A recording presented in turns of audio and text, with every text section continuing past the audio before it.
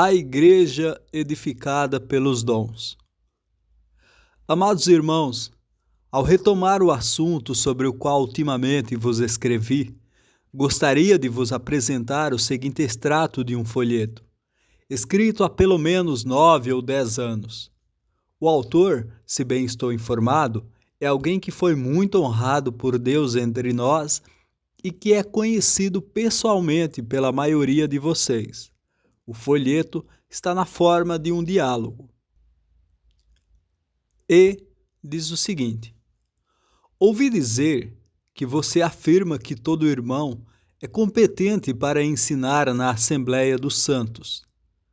W responde: se eu fizesse isso, negaria o Espírito Santo.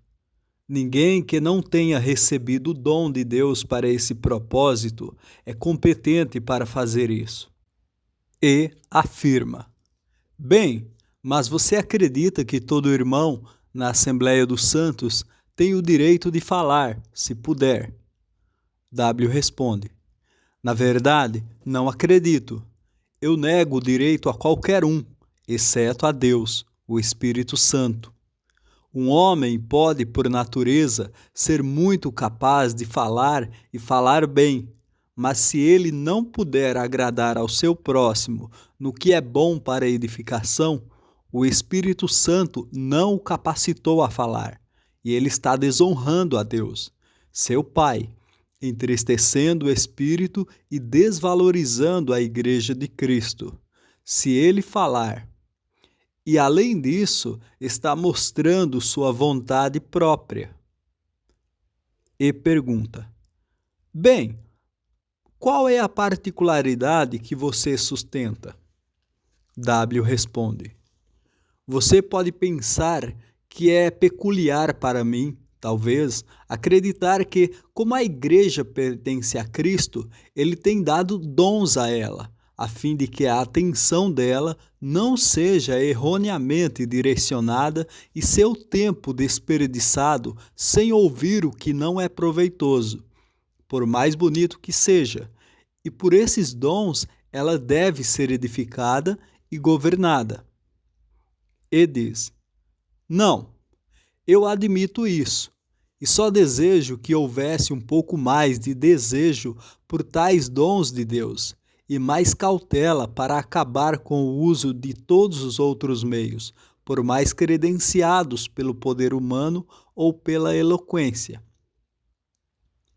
W afirma: eu afirmo também que o Espírito Santo dá dons a quem ele quer, e também os dons que ele quer dar, e que os santos devem estar unidos, de modo que o dom de um irmão nunca torne irregular o exercício do verdadeiro dom de outro, e que haja uma porta aberta tanto para os menores quanto para os maiores dons. E diz: isso é uma coisa natural. W afirma: não é assim, pois nem na Igreja da Inglaterra, nem nos dissidentes encontro 1 Coríntios 14 colocado em prática.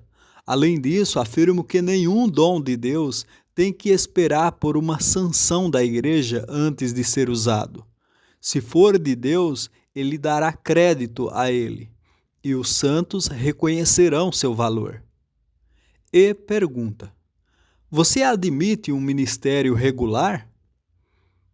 W responde: se por um ministério regular você quer dizer um ministério declarado, isto é, que em cada assembleia aqueles que são dotados por Deus para falar para a edificação serão limitados em número e reconhecidos pelos demais, eu admito. Mas se por um ministério regular você quer dizer um ministério exclusivo, eu discordo. Por um ministério exclusivo, quero dizer o reconhecimento de certas pessoas que ocupem tão exclusivamente o lugar de mestres que o uso de um dom real por qualquer outra pessoa seria irregular, como, por exemplo, na Igreja da Inglaterra e na maioria dos grupos dissidentes, Um serviço seria considerado irregular por ter sido composto por 2 ou 3 pessoas realmente dotadas pelo Espírito Santo. E pergunta: sobre o que você constrói essa distinção? W responde: de Atos 13, versículo 1. Vejo que em Antioquia havia apenas 5 a quem o Espírito Santo reconheceu como mestres: Barnabé, Simeão, Lúcio, Manaém e Saulo. Sem dúvida, em todas as reuniões eram apenas esses 5, um ou mais deles, que os santos esperavam que falassem. Esse era um ministério declarado, mas não era um ministério exclusivo, pois quando Judas e Silas vieram, em Atos 15, versículo 32, eles ficaram satisfeitos em tomar seu lugar entre os outros. E então os mestres reconhecidos eram mais numerosos.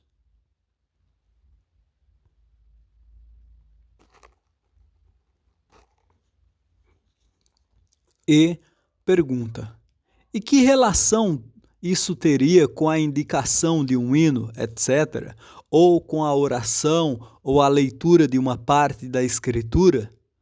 W responde: tudo isso, como tudo mais, ficaria inteiramente sob a direção do Espírito Santo.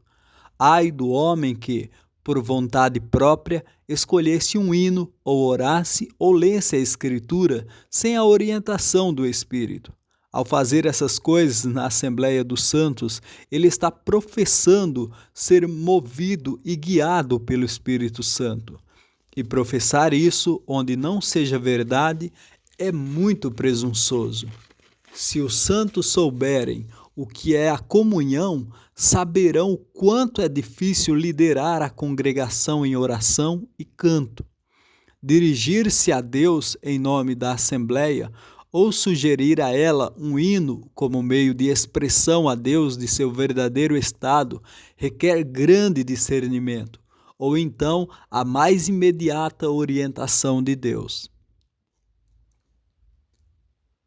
Tal é a luz sob a qual este assunto foi visto por alguém conhecido, creio que pela maioria de vocês. Um dos primeiros trabalhadores entre aqueles que, por 20 anos ou mais, têm procurado se reunir em nome de Jesus. Para confirmar ainda mais o pensamento principal do assunto acima, a saber, que Deus nunca designou todos os santos para participar do ministério público da palavra, ou na condução da adoração na Assembleia, gostaria de encaminhá-los, em primeiro lugar, para 1 Coríntios 12, versículos 29 e 30, que diz o seguinte: porventura são todos apóstolos? São todos profetas? São todos doutores? São todos operadores de milagres? Têm todos o dom de curar? Falam todos diversas línguas? Interpretam todos?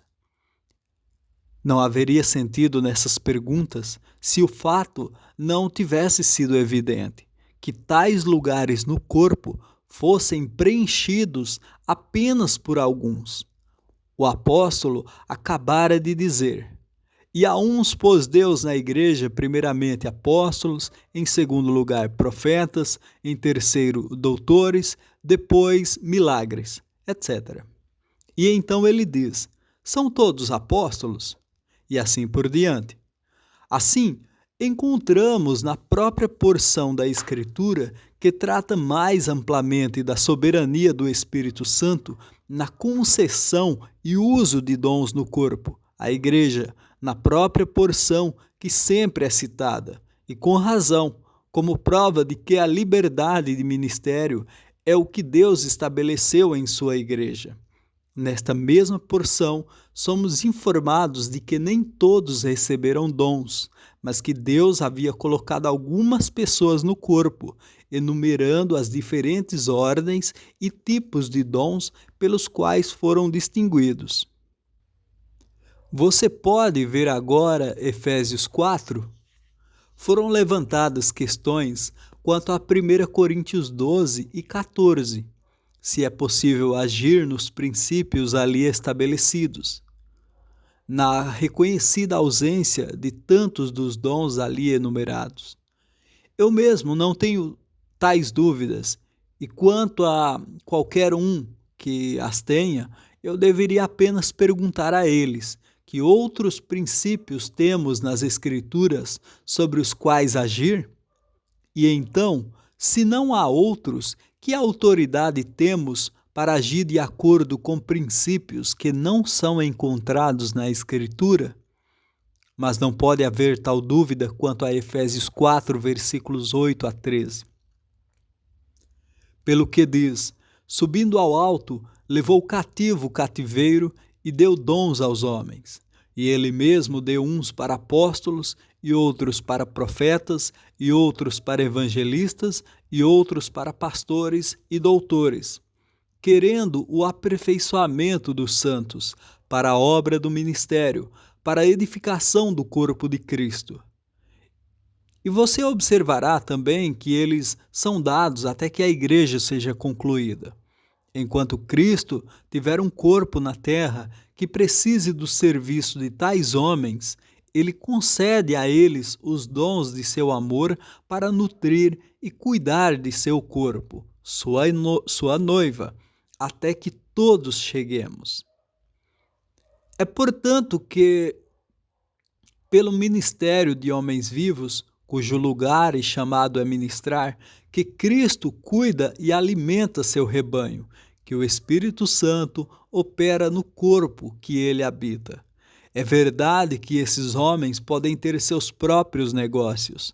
Paulo fazia tendas, e talvez eles estejam muito longe de qualquer pretensão a um lugar de dignidade clerical e oficial.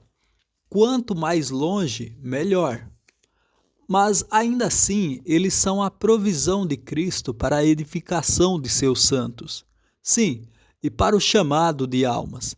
E a verdadeira sabedoria dos santos consiste em discernir tais dons de Cristo, onde foram concedidos, e reconhecê-los no lugar que ele os designou em seu corpo. Reconhecê-los assim é reconhecê-lo. Recusar a fazê-lo é tanto fazer mal a nós mesmos quanto desonrá-lo.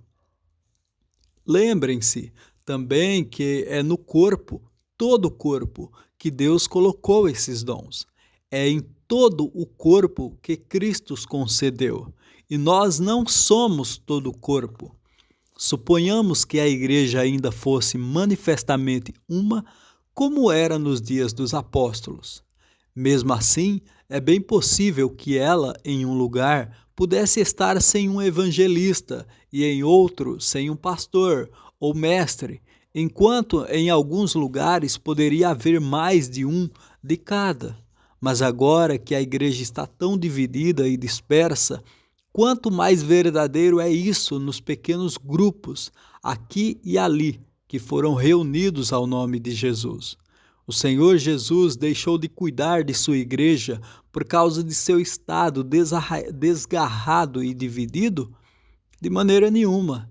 Deus teria deixado porventura de manifestar seu cuidado pela concessão de dons adequados e necessários? De forma alguma. Mas então é na unidade de todo o corpo que eles são encontrados. E temos de nos lembrar disso. Todos os santos em uma cidade formam a igreja de Deus nesse local. E pode haver evangelistas, pastores e mestres entre os membros do corpo que ainda estão na igreja da Inglaterra, ou entre os metodistas ou os dissidentes. E que benefício obtivemos do ministério deles?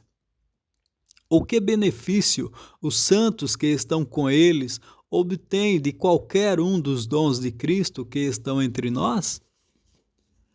Por que apresento isso?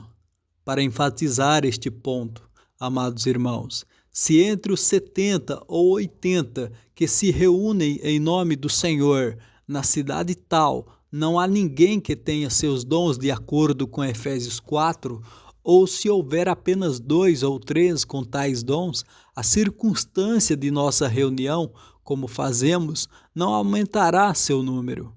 Um irmão que não é feito pastor ou evangelista pelo próprio Cristo não se torna um ao começar a se reunir onde a presença do Espírito Santo e a liberdade de ministério são reconhecidas.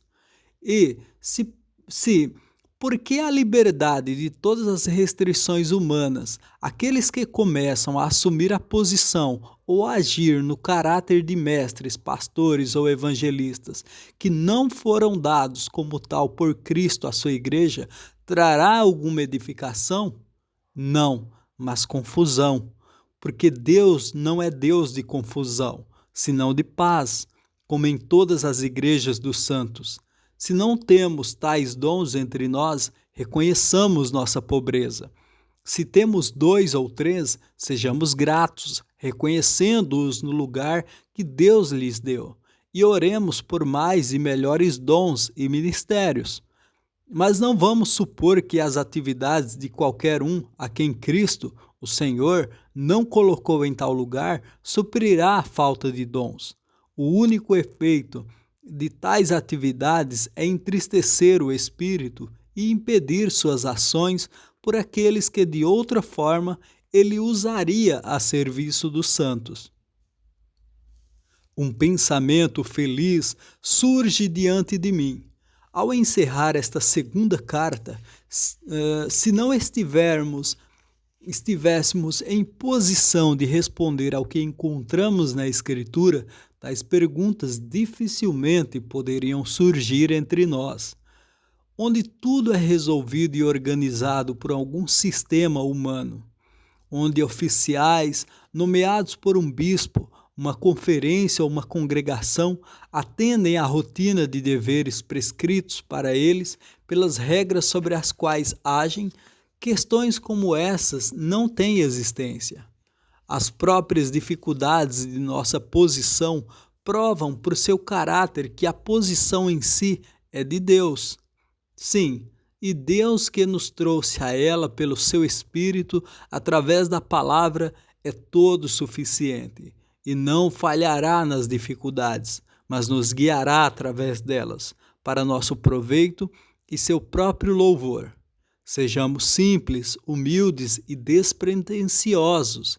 Não vamos fingir ter mais do que temos, ou fazer aquilo para o qual Deus não nos qualificou. Alguns detalhes eu reservo para outra carta. Enquanto isso, eu permaneço carinhosamente seu em Cristo Jesus. William Trotter.